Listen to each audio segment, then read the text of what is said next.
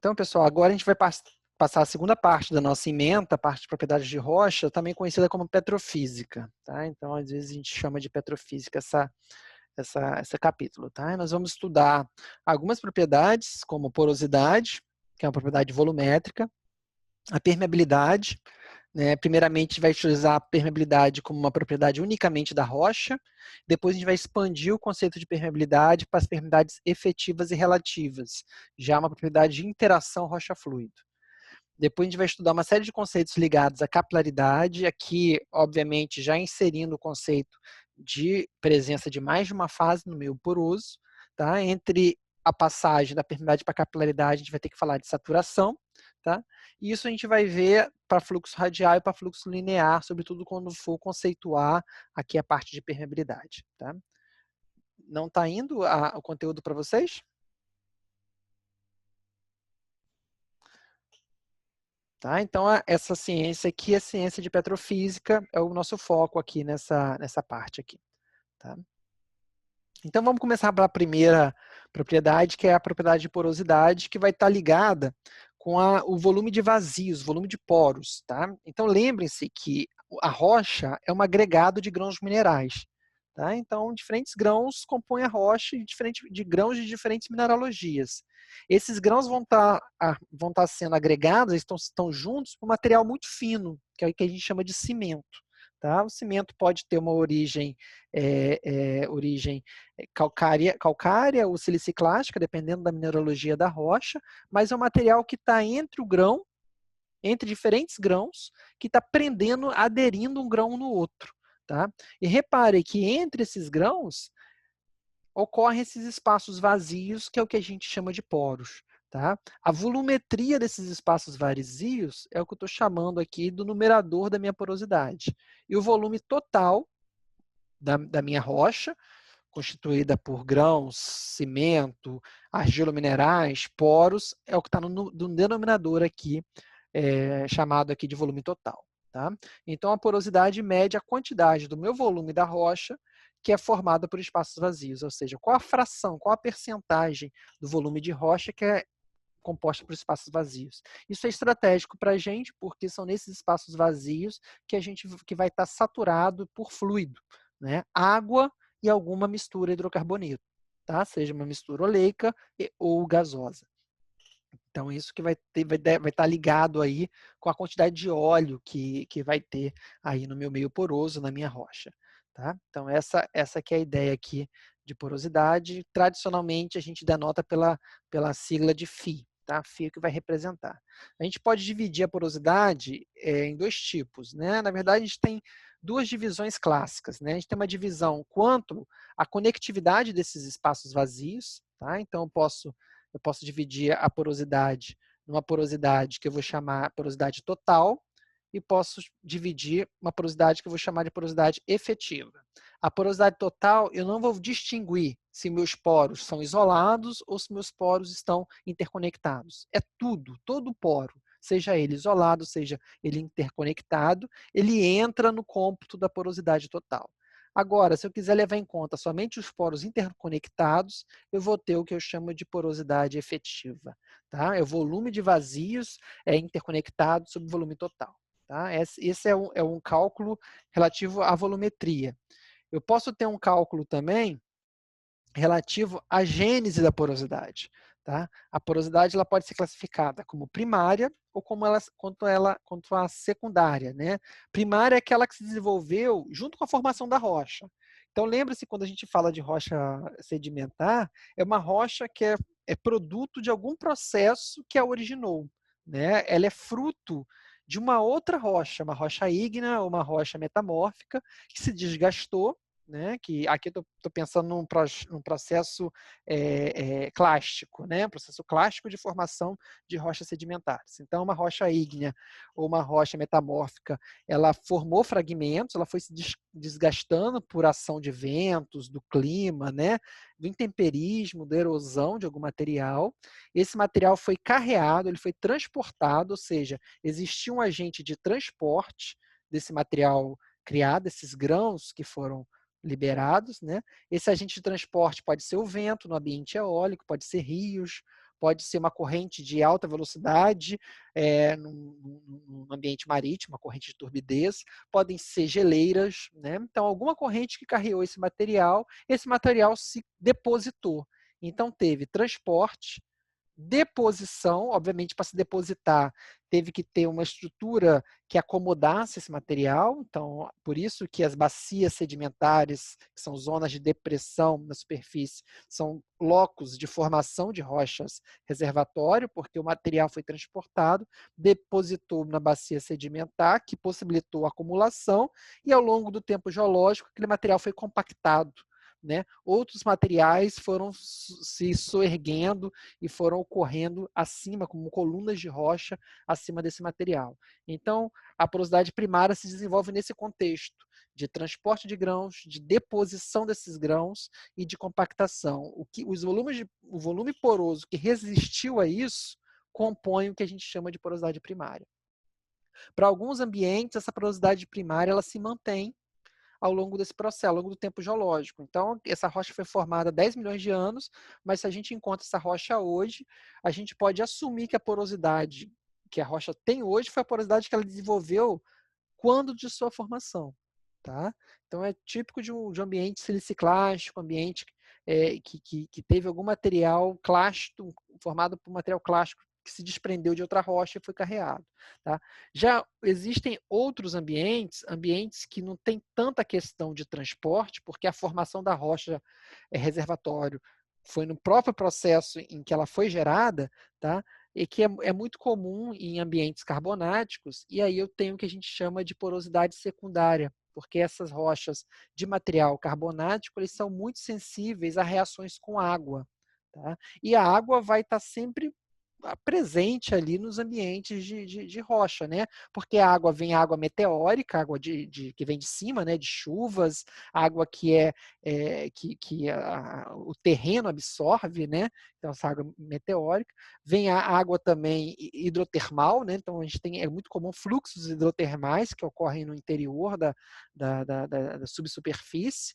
Então esses fluidos quentes eles interagem com a matriz carbonática da rocha e vão provocando o que a gente chama de dissolução. Então, essa matriz ela é muito reativa, então ela sofre esse processo de dissolução pela água que percola ela, e isso vai alterando a porosidade primária que se desenvolveu. Então, no momento de formação, se desenvolveu uma porosidade primária, e devido à reatividade da matriz da rocha, com a percolação de água, essa porosidade foi se transformando e o que a gente encontra hoje é essa porosidade secundária. Também muito sensível a fraturamento de origem tectônica, de origem travou? Já deve ter voltado já. Está travando? Cortou? Já voltou? Está normal?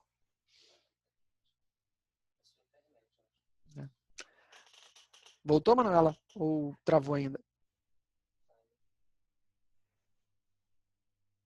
Deixa eu ver aqui.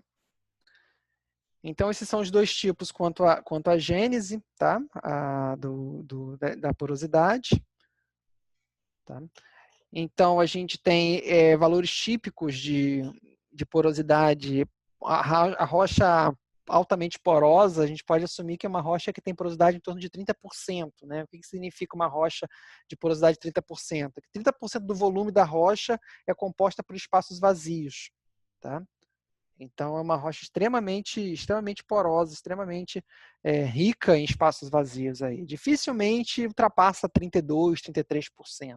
Tá, de porosidade. Então, os meios mais porosos que a gente tem vão estar nessa faixa aí de 30%, 32%, 33%. Tá? Muito comum aí em arenitos, tá? Arenitos pouco cimentados, pouco consolidados, a gente alcança esses níveis aí. Alguns arenitos mais antigos, mas muito compactados, tá? Aí a porosidade já diminui e chega a esses valores de 10% a 20% que eu estou mostrando. Tá? Já rochas carbonáticas, tá? Ou rochas carbonatadas, né? Ela já tem uma porosidade aí varia de acordo, mais variada, digamos assim, né? Porque se eu tiver uma rocha carbonática, que é uma rocha mais dura, mais fácil de ser fraturada, tá? Então, se ela estiver muito fraturada, a porosidade tende a ser alta, tá? Agora, se ela tiver pouca fratura E como ela sofre muito processo diagenético, ela pode estar mais fechada, então a porosidade pode chegar a 10%, 12%, depende do nível de dissolução que ela sofreu e de fraturamento. Ambos, dissolução e fraturamento, são processos diagenéticos que aconteceram após a formação da rocha, após a gênese da rocha, ou seja, estão classificados quanto àquela questão de porosidade secundária que nós falamos. Então, a diagênese é que no fim vai definir a porosidade da rocha carbonática que a gente vai ter. Tá? Então, aqui é um quadro que mostra a dependência da porosidade com alguns fatores da rocha, algumas características da rocha. Tá? Então, a primeira característica aqui é a seleção da rocha. Uma rocha bem selecionada é uma rocha em que os grãos minerais que a compõem têm tamanhos próximos, parecidos. Tá? Então, quanto mais próximos, mais parecidos forem o tamanho dos grãos minerais, mais bem selecionada a rocha é. Tá? É um nome mineralogicamente consistente para isso aí. Tá? Então, se uma rocha for composta de grãos irregulares, de tamanhos distintos, ou seja, uma seleção ruim, a porosidade tende a ser baixa. Tá? Isso aqui a gente pode representar por um desenho muito simples, uma representação muito simples.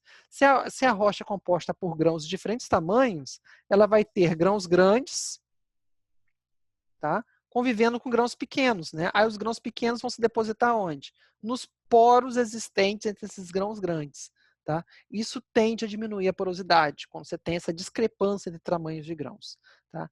A cimentação é um aspecto que vai desenvolver, é uma característica que vai se desenvolver entre os grãos minerais. Ele vai estar aqui aderindo aos grãos minerais e, portanto, ocupando espaço que seria espaço vazio.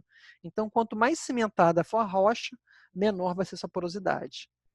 O empacotamento é o grau de compactação que esse pacote rochoso, poroso, vai sofrer. Quanto maior a sobrecarga, camadas de rocha que estão sobre esse pacote poroso, menor vai ser a porosidade, que maior vai ser a compactação que ele sofre. Processo de dolomitização, né? Que é aquele processo, o carbonato, né? O carbonato de cálcio, ele tem cálcio na sua estrutura, né? CaCO3. A dolomita é a troca do cálcio pelo magnésio, tá? E o magnésio ele tem um raio atômico menor. Então, esse tipo de reação de dolomitização ocorre pela troca iônica do cálcio da matriz rochosa com o magnésio que pode estar na água que está saturando o meio poroso. Essa troca iônica, a matriz cedendo cálcio e a solução aquosa salina cedendo magnésio, é chamada dolomitização, e isso tende a aumentar a porosidade porque eu estou substituindo um elemento de raio atômico maior por um menor. Tá? Então, a matriz vai ser menor do que era antes. Lixiviação, processo de carreamento, geral por fluxos de água, que tende a limpar o meio poroso, levar o material mais fino que está preenchendo os poros e, portanto, agregam porosidade ao meu sistema. Ambos aqui são processos diagenéticos, são processos que vão contribuir para aquela porosidade secundária que eu citei. Fraturamento, né, presença de fraturas, aqui não são fraturas induzidas, né, que são fraturas naturalmente presentes, criadas aí por processo tectônico ou atectônico, mas a natureza possibilitou que a gente encontrasse aquelas fraturas no reservatório. Uma vez que existem fraturas são falhas com abertura, né? Você tem uma abertura e nessa abertura ela pode estar aberta ou ligeiramente preenchido, mas se estiver aberto, isso aí contribui para agregar porosidade aí a nossa rocha, tá? E redução de tamanho de grãos, intuitivamente, a gente assume que ele reduz a porosidade.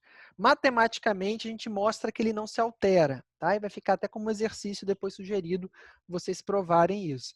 Mas, na prática, assim, intuitivamente, quanto menor o tamanho dos grãos, menor tende a ser a porosidade. Por exemplo, um ambiente eólico, que é a ação aí dos ventos, né, para a formação do pacote rochoso, o vento ele vai transportar um elemento muito fino, né, materiais muito leves.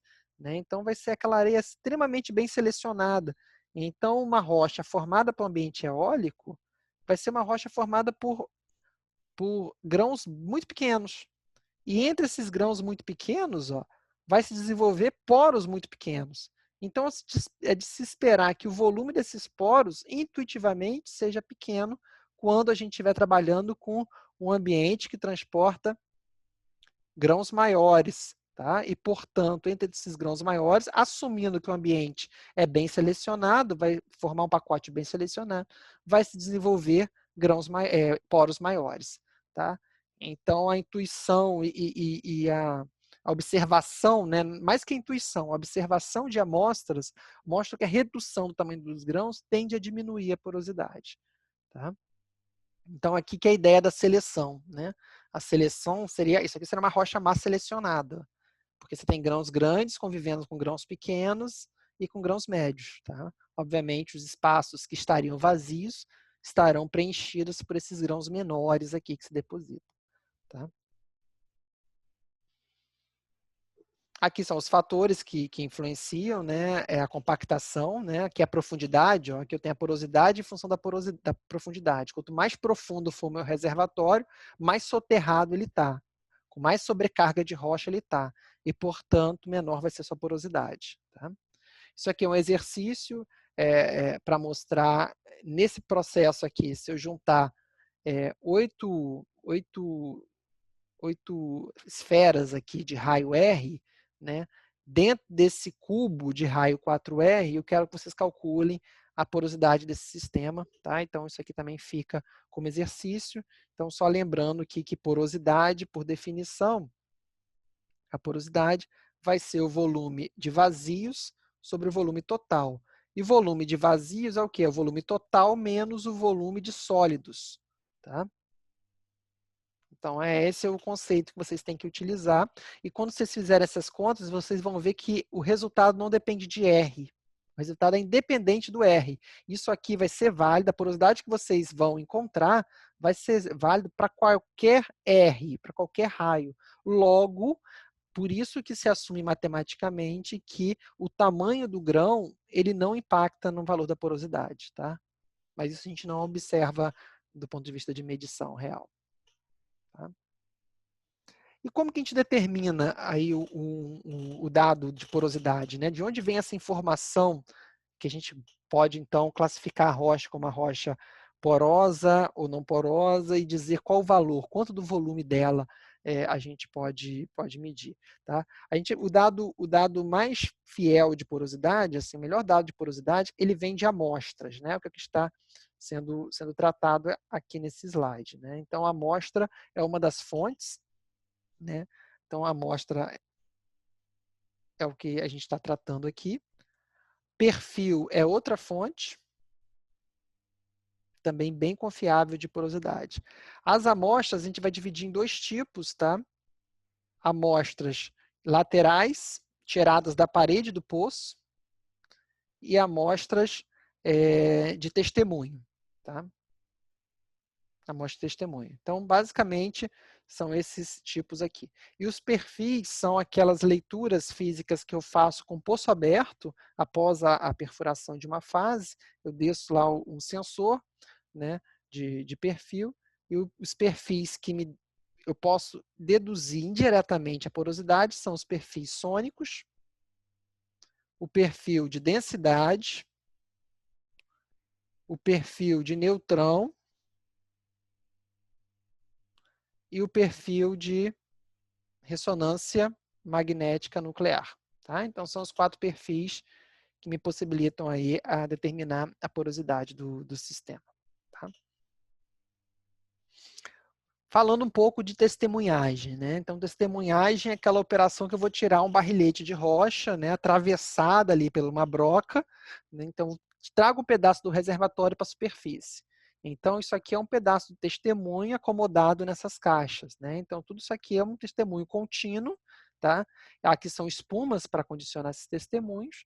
E esse testemunho está cheio de buracos. Ó. Tem furos aqui nesses testemunhos. Esses testemunhos são esses buracos, esses furos são essas amostras. Isso aqui tem 1,5 polegadas de diâmetro. Tá? Então, essas amostras aqui vieram desses testemunhos, que são um pedaço de rocha que, ao perfurar com uma broca vazada, eu trouxe para a superfície. E desse pedaço de rocha, eu posso fazer lâmina para observar em laboratório. em microscópio, né? Então aqui eu vejo essas partes mais claras são os grãos minerais, e entre elas eu injeto algum líquido que destaca aqui os espaços vazios, que aqui no caso estão destacados em azul. Tá? Então eu posso ter uma estimativa 2D da porosidade, dada essa observação de lâmina aqui em microscópio. Ou eu posso tirar um plug de rocha, um plug 3D, né? Esse está encapsulado porque é uma rocha friável, uma rocha inconsolidada, que tende a se esfarelar quando trazida para a pressão atmosférica. Tá? Então, eu tenho que amostrar isso aqui com temperatura, né, congelado, e condicionar nesse material aqui para evitar que ele esfarele. Né? Então, aqui tem uma telazinha que vai permitir que eu injete algum fluido, né, em geral um gás, para contabilizar o efeito de porosidade e, posteriormente, de permeabilidade dessa amostra. Tá? Então, essas amostras aqui que eu levo para um aparelho chamado porosímetro, né, e com isso a gente faz a medida em laboratório da porosidade. Tá? Então, aqui só tá aqui outro ensaio aqui para aqui é um microscópio de varredura eletrônica, né? Então aqui a gente vê, ó, com alta fidelidade os grãos, tá? A gente vê essa parte aqui, uma coisa que está aqui aderida ao grão, isso aqui são cimentos, tá? Essa parte aqui também está aderida ao grão, são os argilominerais. Aí a gente vê os vãos aqui, espaços vazios aqui, que são os poros. Perceba que isso aqui está ampliado, ó, 330 vezes, né? A escala disso aqui é 50 micrômetros. 50 10 a menos 6 do metro. Então, para vocês terem uma ordem de grandeza, quando a gente fala em poros de rocha reservatório, o fluido, o petróleo, o gás, o óleo, ele vai estar fluindo por gargantas de poros nessa ordem de grandeza aqui. Então, ele não está fluindo por um duto de 1 metro de diâmetro, de 50 centímetros ou 10 centímetros de diâmetro. Não, está fluindo por um meio poroso altamente tortuoso, tá? Com garganta de poros aí de 50, 100 micrômetros. Tá? Então, isso aqui é algo extremamente pequeno e por isso que é importante a gente ter um valor de porosidade alta e essa porosidade ter um grau de conectividade bom para garantir que eu tenha facilidade para esse fluido escoar por esses poros. Tá? Então, aqui a gente vai falar dessa medição direta, que são dessas amostras, e depois a gente fala um pouco dos perfis, que são as medições indiretas, que é o que eu tinha comentado anteriormente. Tá? Então, aquelas amostras, ó, essas amostras aqui. Então, essas amostras que eu retirei de testemunhos, eu vou pressurizá-las nessas células de confinamento para submeter ao mesmo estado de tensão efetiva que ela está submetida lá no ambiente de petróleo. Tá? Então, eu vou pressurizá-las ali e vou levar para o laboratório para esse experimento no porosímetro a gás, que vai quantificar quantificar o volume de poros existente nessa amostra. Tá? Então, esse porosímetro a gás, o esquema dele é um esquema bem simples. Tá? Esquematicamente, eu posso desenhar esse porosímetro a gás como um esquema de 2 câmaras. Tá? Então, tem 2 câmaras, essas câmaras são ligadas por uma válvula. E eu meço a pressão em cada uma delas. Meço pressão aqui e meço pressão aqui. Eu coloco a amostra. Originalmente, essas câmaras não estão conectadas. Eu coloco a minha amostra em uma câmera dessa. Tá? E meço a pressão. Depois eu conecto, eu abro essa válvula e permito que o gás que está aqui dentro se propague e se expanda para essa segunda câmara também. E eu meço um novo estado de pressão.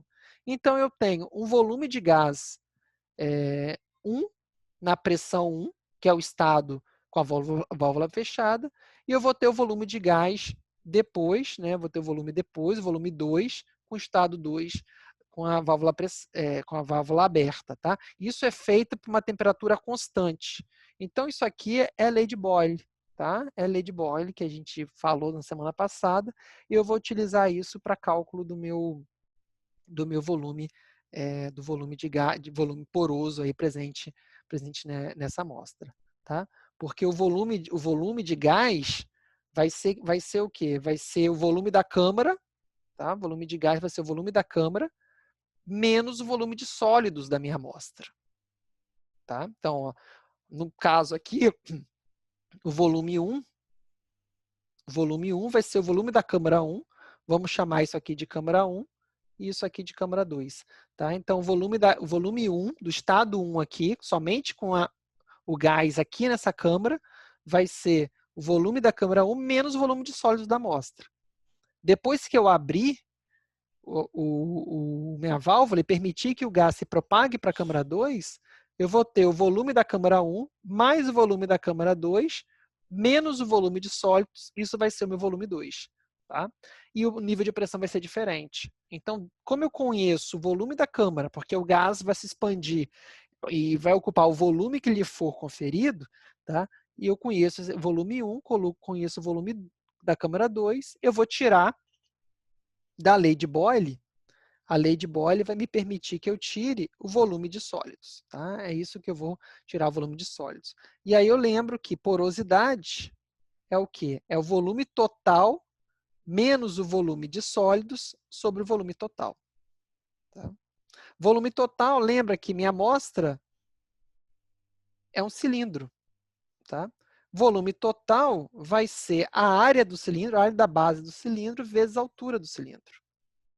Então, o volume aqui eu pego com um paquímetro digital, meço essas dimensões, calculo o volume total. O que me resta mesmo para determinar a porosidade é o volume de sólidos. Tá? Isso que eu preciso para calcular a porosidade. Tá?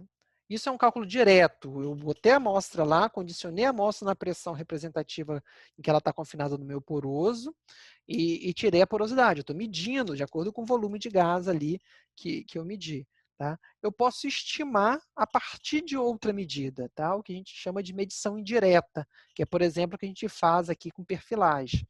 Então, a perfilagem ela vai medir diversas propriedades, uma propriedade gama-ray, tá?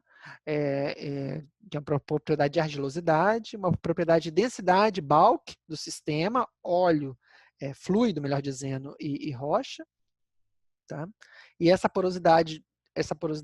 densidade bulk, por exemplo, pode ser utilizado para cálculo da porosidade. Né? Então, o sensor de perfilagem, eu falei de perfilagem na nossa única aula presencial que nós tivemos. Né?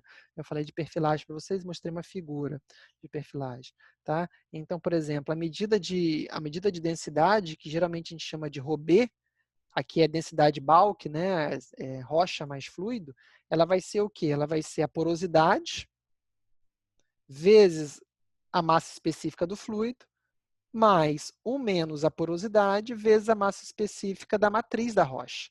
Tá? Então, a massa específica do fluido eu conheço, porque eu amostrei o fluido. Nós falamos de massa específica lá atrás. Tá? Então, eu conheço o óleo que está lá, eu conheço a massa específica dele. A rocha, de acordo com a litologia, eu sei qual a massa específica daquela litologia, daquele mineral ou dos minerais mais presentes ali naquela rocha. A densidade eu estou medindo. Ó. Esse sensor aqui, ó, Robé, aqui, é a medida física que eu estou fazendo com o equipamento que eu desci no poço. A única coisa que eu não conheço nessa equação é a porosidade. Então, eu vou transformar o meu perfil de densidade em um perfil de porosidade que está plotado aqui do lado. Tá? Então, essa é uma forma indireta. Perceba que é indireta porque eu não estou medindo porosidade. Estou medindo massa específica, densidade, estou assumindo um modelo para, a partir dele, calcular a porosidade. Ok? Então, é uma forma de medir. Equações semelhantes vão existir para o sônico, para o neutrão, tá? Para cálculo de porosidade a partir de perfil. Tá? Aqui tem outro exercício também, fica para a lista aí de exercícios da Veiga. Tá? Exercício 3 também, mais um exercício aí para a turma da Veiga, já está tudo lá. Tá? Dúvidas a respeito de porosidade? Para a gente encerrar a porosidade, eu vou falar de compressibilidade, tá? E que está muito ligada com a porosidade.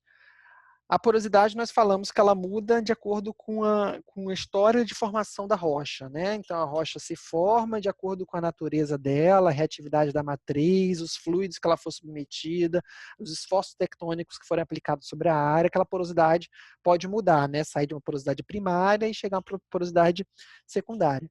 Mas a porosidade também muda quando a gente produz o reservatório. Tá? Então, ela muda ao longo do tempo geológico, a porosidade, e muda também ao longo do tempo de produção. E quem controla a mudança da porosidade ao longo do tempo de produção é o que a gente chama de compressibilidade. compressibilidade, melhor dizendo, do meio poroso. Tá? Então, falando de compressibilidade no nível mais amplo, a gente pode chamar de compressibilidade bulk, né? O bulk é sempre o total, né? Rocha e poros, né? Então, a compressibilidade total do sistema, o CB aqui, bulk, seria igual à compressibilidade do meio poroso, mais a compressibilidade do grão mineral, que é praticamente zero. O grão sólido ali, com a mudança de pressão, ele vai se expandir muito pouco, né? Então a gente despreza essa compressibilidade da matriz do grão, de forma que a compressibilidade da minha rocha, ela principalmente vai ser definida pela compressibilidade do volume poroso. Então, por isso que a compressibilidade do volume poroso é chamada de compressibilidade efetiva da formação. Tá? Então, a compressibilidade do volume poroso, que define, de fato, a compressibilidade da rocha, é o que a gente vai chamar de compressibilidade da formação e muitas vezes aparece definida como essa simbologia CF. Tá? Então, ela que vai ser utilizada aí para o cálculo. Né? E a gente pode estabelecer uma relação dessa compressibilidade CF, já assumindo essa notação apresentada anteriormente, com a porosidade da rocha. Então, lembrando que a compressibilidade do fluido, a gente pode até se inspirar lá na compressibilidade isotérmica de um fluido. Né? A compressibilidade de um líquido, por exemplo, era igual a menos 1 sobre volume, a variação do volume com a variação de pressão. Né? Essa era a compressibilidade de um fluido. Por que o sinal negativo? Né? Porque no caso do fluido, quando a pressão diminuía, o volume aumentava. Tá? Lembra que a pressão diminui e o volume expande. Né? Isso era a natureza do fluido. Aí entrava o negativo para o volume e saía positivo. Tá? No caso da rocha, se a pressão diminui, como a minha carga de rocha sobre o reservatório permanece a mesma, se a pressão do reservatório diminui, o volume diminui. Então, não preciso do negativo, tá? Para fazer essa compatibilidade. Porque lembre-se que ó, o que a gente tem é o nosso reservatório lá embaixo, só que em cima dele ó, tem uma camada de rocha, essas camadas de rocha exercem uma pressão sobre o reservatório. Aqui está o reservatório. O que está acontecendo é que a pressão do reservatório aqui está diminuindo. Só que a pressão de overburden, que está sobre o reservatório, permanece a mesma. Então, se eu reduzo essa pressão aqui, e essa aqui não muda, faz com que o volume poroso diminui. Tá? E quem mede essa variação do volume poroso com a redução da poropressão é essa propriedade que a gente chama de compressibilidade. Tá? Então, aqui eu posso definir a compressibilidade como a variação de porosidade em relação à variação de pressão, tendo em vista ali um volume poroso de referência. Tá? Essa aqui vai ser a equação. Só que volume poroso é volume total vezes porosidade. Tá? Nós acabamos de definir. Então, eu posso aqui substituir, né, o volume poroso por volume total vezes a porosidade. Tá? Então, eu posso escrever a equação dessa forma aqui. Tá? A equação pode ser... Aqui eu só estou derivando, né? Então, estou derivando. Se eu derivar essa equação aqui em relação à pressão, derivar essa equação inteira em relação à pressão, vai ser derivada do volume poroso igual a volume total, que não está mudando, né? Meu volume da rocha não está mudando, porque a rocha está trapeada, então aquela rocha não está se expandindo, né? Então o entorno do reservatório está mantendo aquele volume. Então a gente pode tirá-lo da derivada. O que está variando é somente a porosidade. Essa a gente mantém na derivada. Tá? Então essa aqui é a ideia. Só que ao fazer essa derivada, surge esse termo aqui, ó, que é igual a esse termo aqui. Ó. Tá? Então, isso aqui é o quê? É CF vezes VP. Isso vai ser igual a VT dφ dP.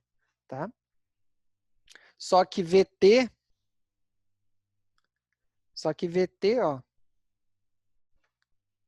só que VT é φ, isso aqui é φ vezes, isso aqui é VP sobre φ, né? Isso aqui é VP, isso aqui esse φ não tem não. Aqui é VP sobre φ.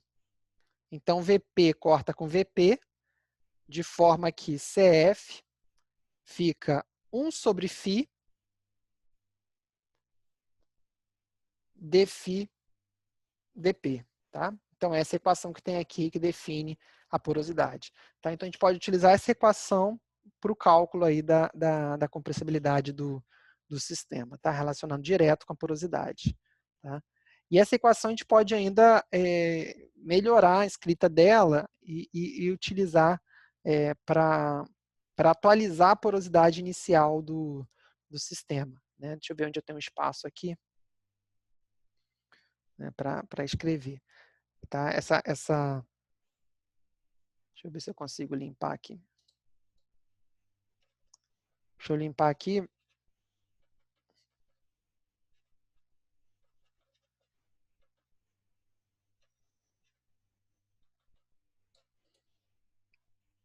Aí deu essa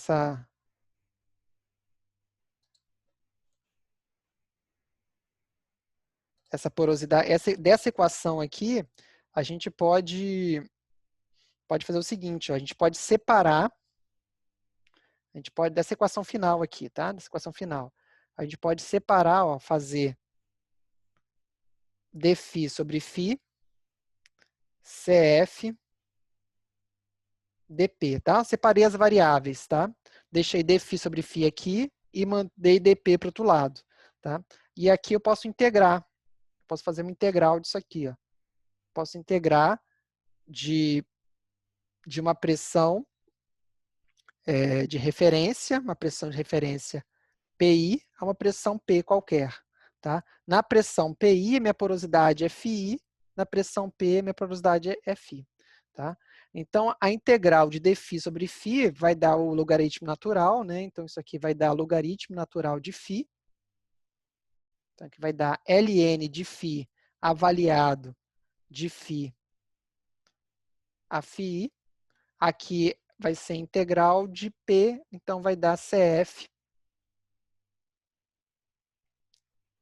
Aqui vai dar CF, P menos PI. Tá? Eu posso passar a base neperiana para o outro lado. Aqui vai dar, antes disso, eu posso aplicar o princípio fundamental do cálculo, né? Então vai dar ln de φ menos ln de φi. O logaritmo da diferença é o logaritmo do quociente, né? Então vai ficar ln de φ sobre φi. Eu passo a base neperiana para o outro lado, então isso aqui vai dar, φ sobre φi elevado a exp de CF P menos PI, tá?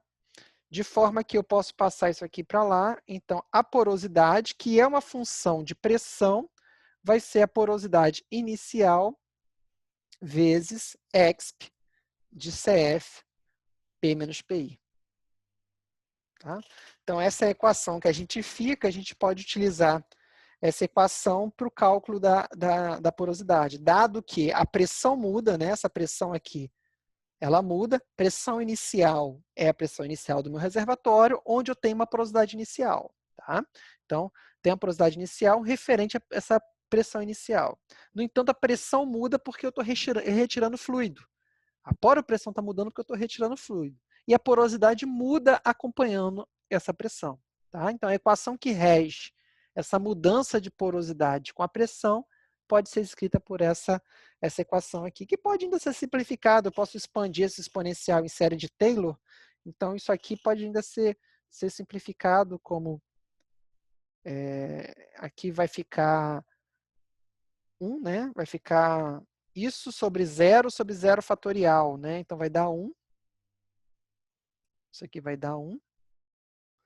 Mais CF P menos PI sobre 1 fatorial. Tá? Então, posso escrever a porosidade como função de P.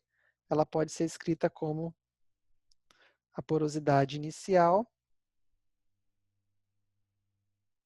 que multiplica 1 mais CF P menos PI.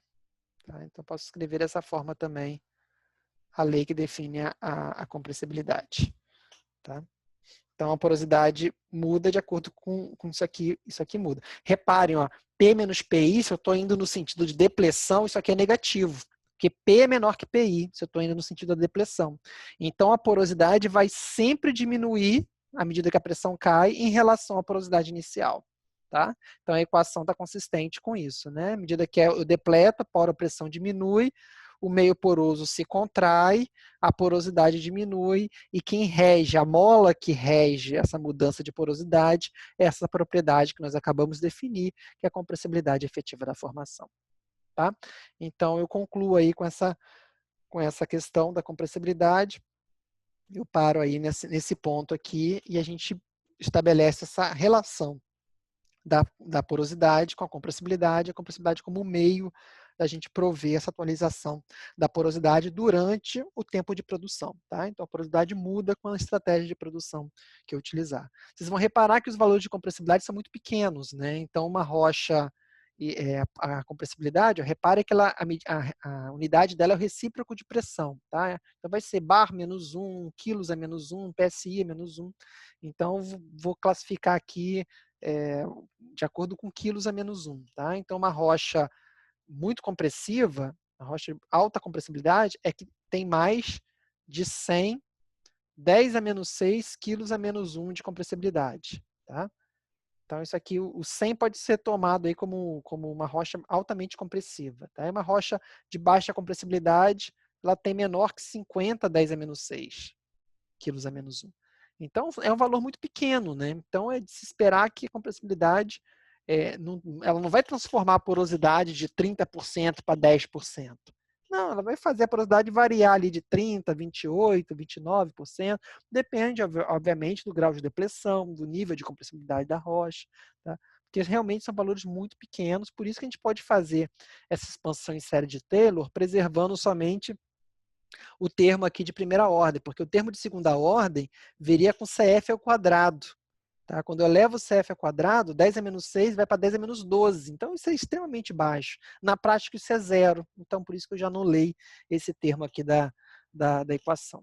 Tá? Então, essa que é a ideia aqui para a gente. Esses valores podem ser medidos em laboratório também, ou podem ser determinados por correlação. Tem umas correlações bem antigas, e aí como função de porosidade. Então, ó, dada a porosidade, você entraria e tiraria a compressibilidade. Aqui, no caso, essa correlação de Hall, ela te dá a compressibilidade em PSI é menos 1.